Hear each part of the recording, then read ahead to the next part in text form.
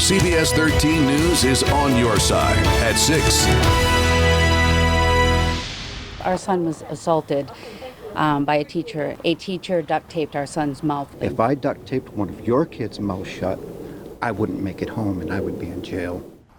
Parents outraged and demanding answers, claiming a teacher assaulted their child 4 years ago. They tell us they felt compelled to speak after a new controversy involving the district superintendent continues to swirl tonight.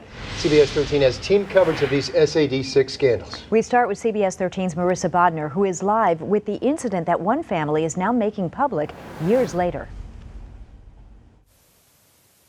Well, the couple tells me the incident here at Buxton Center Elementary School was assault and never should have happened. They feel like the district acted as if it didn't. Now they're among those calling for the superintendent to resign. A teacher duct taped our son's mouth for 25 to 30 minutes. Melissa and Richard Bourgeois-Lang say their son was in the 5th grade and had recently been hospitalized for asthma attacks. She said in front of all the students, "I've waited 32 years to do this." And she put it over his mouth and said, "You're not supposed to be talking." When he came home, they say there was still glue on his face. And it was purple and red from ear to ear, skin and hair missing. Their story is corroborated by an incident report from the Buxton Police Department. It says the teacher admitted to putting duct tape on the boy's mouth, but claimed it was done in a joking manner. According to the report, the school launched an investigation right away and put the teacher on paid administrative leave. She's no longer with the district, but it's unclear whether she was fired or allowed to resign. If I duct taped one of your kids' mouth shut, I wouldn't make it home and I would be in jail. The teacher was never charged, and today the York County District Attorney's Office wouldn't comment when we asked why. The Bourgeois-Langs say they feel the district, too, swept it all under the rug. These are our kids. These are our kids. They've been homeschooling since 2012 and say they're speaking out now as the community calls for action against Superintendent Frank Sherburne, who allegedly violated the district's nepotism policy when he hired his son. Frank Sherburne hired his son, Nepotism, and was very careless with our children. They say the so-called scandals need to stop. Our kids don't have a chance. They don't have a chance when you constantly have to worry about what's going on within this district and who's leading it. We did reach out to the superintendent and the chair of the board today to ask when that teacher left, under what circumstances, and whether parents were notified. However, none of our messages were returned. For now, live in Buxton, Marissa Bodner, CBS 13 News. Back to you. All right, thank you, Marissa. The SAD6 school board is meeting to discuss their findings in that nepotism investigation. They want to know if the superintendent, Frank Sherburne, broke policy when the district hired his son, Zachariah. CBS 13's Jennifer Long is joining us live. And Jen, Zachariah Sherburne's credentials are also being questioned. Yeah, Greg, that's right. The Department of Education says that Zachariah Sherburne did not have the proper credentials to be an ed tech. However, he was hired in his father's school district. At about the same time that hire happened, Zachariah Sherburne admitted to police that he impregnated a teen in another school district. Now, for about a month now, SAD6, their school board, has been looking into these nepotism allegations against Superintendent Frank Sherburne. The school board has met to discuss the nepotism policy a few times, and they announced yesterday they have completed their investigation. Now, all of these discussions have happened in executive sessions behind closed doors. Tonight, we are expecting the board to go into executive session again, but it is important to note that if they do take a vote on anything, that vote will have to happen in the public. Now, the school board meeting is supposed to start in just about an hour from now at 7 o'clock. We'll be here throughout the evening and bring you any new information as it becomes available to us. Live in Buxton tonight, Jennifer Long, CBS 13 News. Back to you. A lot of parents and people in the community waiting to see what's going to happen, Jen. Thanks. Also happening in SAD6 right now, investigators are looking for the people who broke into and vandalized Bonnie Eagle High School. Police say there is no indication that this is connected to the drama taking place in the district. But as CBS 13's Katie Sampson tells us live, school was canceled because that damage was so extensive. Katie? That's right, Kim. Now, investigators say they are narrowing in on suspects tonight, people who they say are associated with the high school. We're told the vandals broke in through a roof hatch sometime before 2 o'clock this morning. School officials say the vandalism began in the teacher's room, where items in the refrigerator were dumped and smashed on the floor. Then the suspects shattered vending machines and set off fire extinguishers.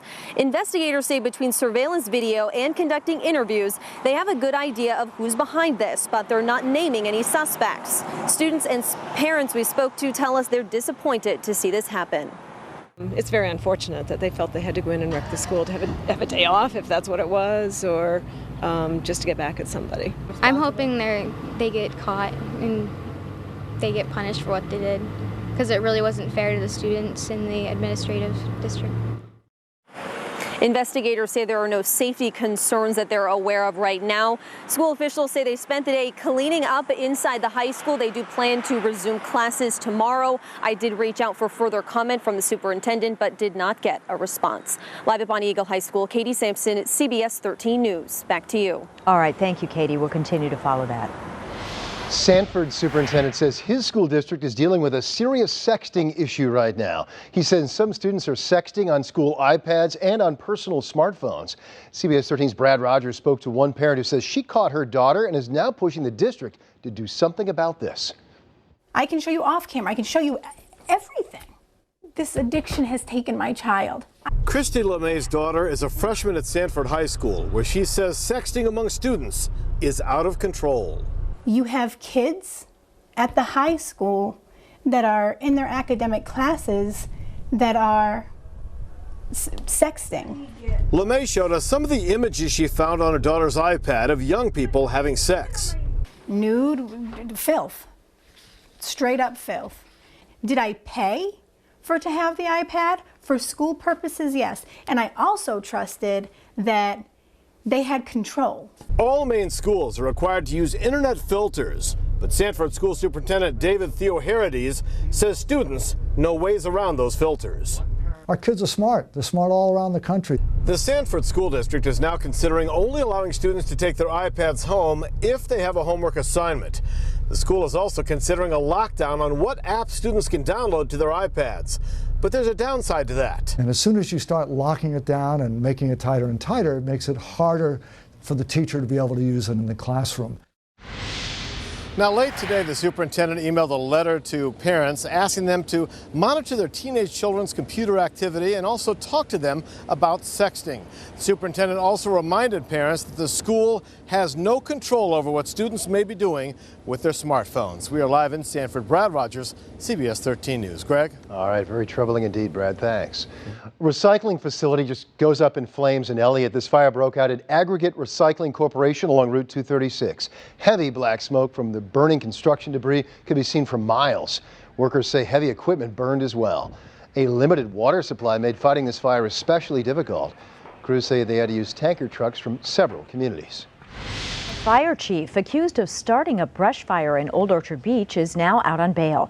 Court documents say Ricky Plummer told police he threw out a cigarette and accidentally sparked that 42-acre fire.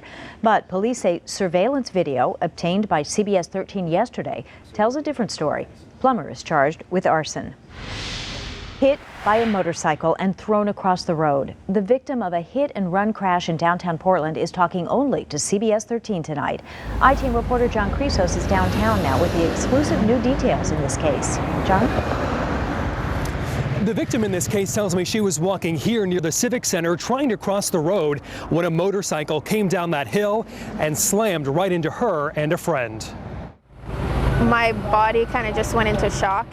27-year-old Amanda Dunnigan says her long road to recovery started at this intersection last July. We just crossed the street here because the median was taken out, so it was just dirt in the middle of the road, so there was no crosswalk. Dunnigan says she and a friend went flying in opposite directions after they were hit by a motorcycle. And she had flown about 20 feet to the right, like right near the sidewalk, and I flew back 20 feet into the middle of the median and kind of like rubbed face first on the ground. According to court documents, a grand jury has indicted 35-year-old Carl Curry in connection with the crash, charging him with leaving the scene of an accident involving serious bodily injury or death. They thought it was his handlebar that went through my quad, and his front tire basically ran over my foot, which broke my ankle and then fractured my knee. Dunnigan says she and her friend are thankful to be alive, but live with reminders of the crash every day. I still have no feeling on the right side of my right leg. I'm scarred all over my legs forever. It's not going to go away. But the pain is just something I can't even describe. The tingling, the burning. Curry will be in court again next Tuesday on this Class C felony charge. He has pleaded not guilty. He did not return our call today seeking comment on that charge against him. Reporting live tonight in downtown Portland, John Criso, CBS 13 News. All right, thank you, John. Terrible accident. That just shocked me, that somebody could put something like that into what would be a kid's toy. A dangerous discovery. The sharp object a family says they found in a toy bag from a Lewiston dollar store. And the warning they have tonight for other parents. Governor LePage is taking his town hall to Oakland tonight. What he plans to talk about and what some say they want to hear. All the live reports from the event coming up. And a beautiful spring day is coming to an end. How much longer we'll be able to hold on to the nice weather and when to expect some rain showers. That's in my 7-day forecast after the break. A Lewiston mom wants answers after she claims she found a sharp razor blade inside a toy from a dollar store. Now, this is the object the parents say they found. The 9-year-old is not hurt, but as CBS 13's Courtney Highfield explains tonight, her grandmother is now speaking out to warn others. Are you kidding me? I mean, that just shocked me, that somebody could put something like that into what would be a kid's toy. Dawn Nackery says her daughter Erica Gerardin was shopping at the Dollar Tree on Lisbon Street. She picked up a bag labeled a surprise for a girl for her 9-year-old daughter. Nackery says the so-called surprise turned out to be this, a pill cutter, complete with a razor blade. Oh yeah, you can even see the edges on it, the fine edges on it. Gerardin went back to the store demanding an explanation. The first lady just told them that she could come in and they'd give her $1 back. But after that, she tried calling their corporates and stuff, and then they said that somebody was going around sticking these type of things inside of the bags and resealing them. This concerned grandmother says at this point, it's not about the money. They want to make sure someone at the store will go through the bags and make sure this doesn't happen again. They didn't even offer to take anything off the shelf and check the bag. If it can happen once, I'm sure it can happen again, especially if whoever is filling the bags does not understand what these actually are. Luckily, the 9-year-old knew it wasn't a toy. They're thankful someone younger didn't get their hands on it. She's 9, but if a 3 or 4-year-old had gotten hold of this, they might not have understood the concept of what the razor blade was. Nackery says they'll continue shopping at the Dollar Tree, but they'll be extra cautious about everything they buy. Dollar Tree sent us a statement saying, quote, "We take matters like this very seriously. We're investigating the situation to determine how it could have occurred." The company says they've also looked through all of the boys' and girls' grab bags. In Lewiston, Courtney Highfield, CBS 13 News. Governor Paul LePage is holding his weekly town hall event right now in the town of Oakland. CBS 13's Lexi O'Connor is there live and joins us now. And Lexi, how's it going there so far? Well, Greg, the town hall started just about 15 minutes ago. There are dozens of people inside. This week's town hall is at Mesolonsky Middle School. Governor LePage is inside the cafeteria right now talking to the crowd. Now, he is expected to touch on his typical talking points in town halls, including further reducing the income tax, reforming welfare, cutting energy costs, and also strengthening domestic violence laws in the state. Now, as in other town halls, there will be a chance for anyone to ask the governor a question. We've been talking to people coming in. Many say they're looking forward to hearing what Governor LePage has to say, whether they agree with him or not. Now, tonight's town hall is open to the public. It's expected to go until 7 o'clock tonight, and we will have a full report on everything that happens coming up at 10 and 11. Live in Oakland, Lexi O'Connor, CBS 13 News. Back to you guys. All right, we'll look for you then, Lexi. Thanks. Making a difference. How a unique program in Maine is tackling one of the state's biggest problems. And another nice day is drawing to a close. The mild air is going to hang around. Who touches the 70s and when to expect some rain showers? It's in the 7-day forecast coming up next. Now, your CBS 13 Weather Authority forecast with Chief Meteorologist Charlie Lopresti. Welcome back, everyone. What a gorgeous day we had. Sunshine from beginning to end. Temps warming into the 60s and 70s, and it only gets better. Let's take a look at our satellite radar to start us out. We have the clear skies, courtesy of high pressure in place. All those clouds you see to our south, those are all going to scoot to our south overnight. So with the clear skies, it's going to be a cool night again. Lows will range from low 40s at the coast to widespread 30s over the interior.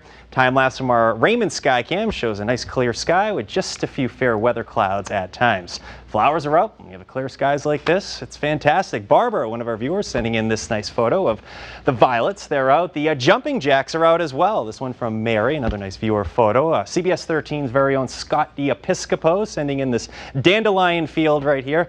Gotta love the colors, especially after a week we had last week. Remember, we were in the 40s for highs?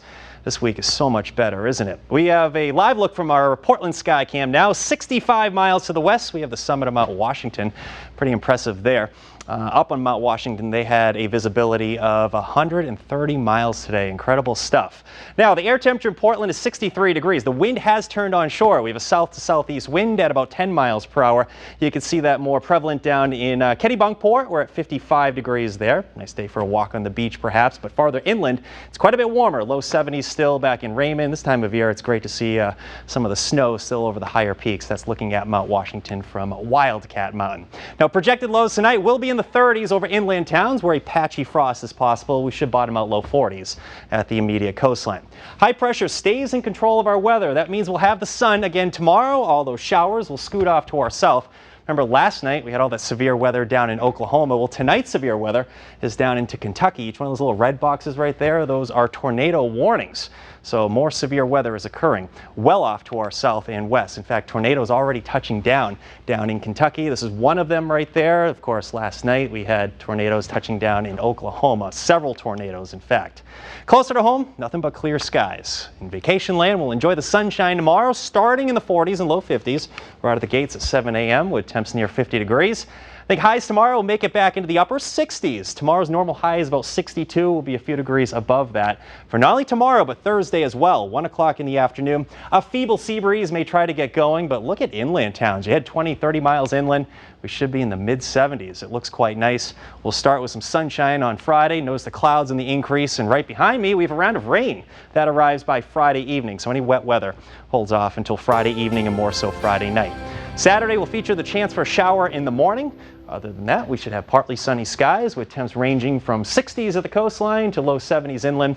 There's a chance for a shower on Sunday as well. In the near term, we're going to enjoy a lot of sunshine in the coming days. It could be a whole lot worse here, Greg and Kim.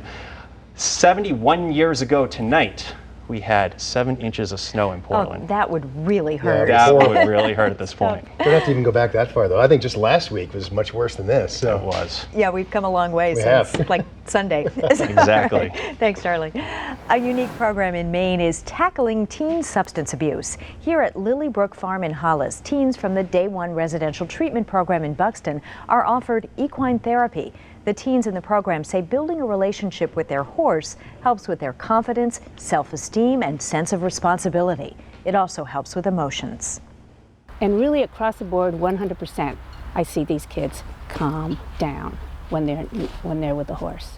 And so they're learning how to do that better out in the world. It kind of just gave me a chance to look at myself and my own emotions, and was good to work through. In the past 3 years, 10 teens ages 14 to 18 have gone through the program. Lilybrook Farm is a nonprofit organization relying on donations. For more information, go to WGME.com.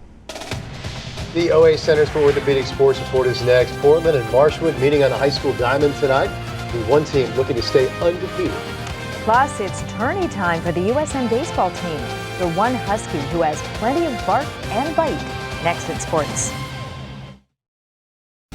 Now on CBS 13 News, the OA Centers for Orthopedic Sports Report with Dave E. Good evening, everyone. The USM baseball team is headed to UMass Boston and the Little East Tournament. The Huskies will kick things off tomorrow afternoon against Eastern Connecticut State University as the defending champs look to punch their ticket to the NCAAs. The USM baseball team getting in one final practice today before heading south for the Little East Tournament. Regular season's fun and stuff, but this is when really, you got to buckle down and everyone comes together for that, one goal. That goal is an LEC title. The Huskies have won 3 of the last 4, but this year the field is wide open. I think it is. I think all 6 teams are capable of winning. I wouldn't pick a favorite. I'm not going to pick us, but we'll go down there and do the best we can and see what happens. Now, the Huskies have always played on natural grass, but UMass Boston's new field has the artificial field turf. However, the Huskies don't seem too concerned. The turf's a little bit faster and stuff, so other than that, I think we should be fine. It should improve us, if anything, The Huskies are led by senior sensation Sam Dexter, who was hitting a robust .408 this season with 22 doubles, 3 triples, 5 home runs, and 43 knocked in. Sam recently became the second player in NCAA Division III history to have at least 300 career hits. But the former Messalonsky star is focused on one goal and one goal only. Well, just winning the national championship, obviously, and, working toward that goal every day. And, it's not easy. It's a process. You got to take it one day at a time, and, just really excited for this next month. Well, high school baseball from this afternoon. The undefeated Portland Bulldogs back home taking on the Marshwood Hawks. A gorgeous afternoon at Hadlock Field. First batter of the game, Marshwood's Ryan O'Neill hits a shallow fly to center, but check out the unbelievable grab from Nick Archambault. That's how you do it. Bottom one now, and the Bulldogs threatening Dominic Tachi is going to go down the line and right. That will score Jacob Knopp. An RBI triple for Tachi. That made it 1-0 Bulldogs. They would go on to the 3-0 shutout win to improve to 8-0. Sox and A's again at Fenway tonight. Lots of baseball. All right, great. Thanks, Dave. So ahead, On Guard, a Maine team's special skill and how it's leading her to a big national competition. A 13-year-old girl from Orono is chasing her dream of becoming one of the country's top fencers. Erin Gerby was 9 when she picked up the sport. Now this summer she's heading to Dallas to compete in the United States Fencing Association's national finals. Her long-term goal is to someday compete in the Olympics. Go. Go, girl. Yeah.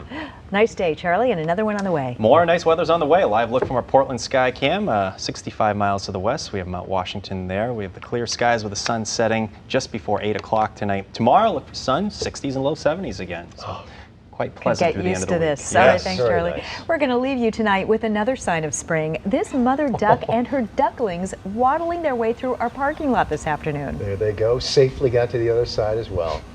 Hey, thanks so much for joining us, everybody. The CBS Evening News is coming up next, or feel free to join us over on Fox 23 News. Keep up, little guy. Fox 23 News at 6:30.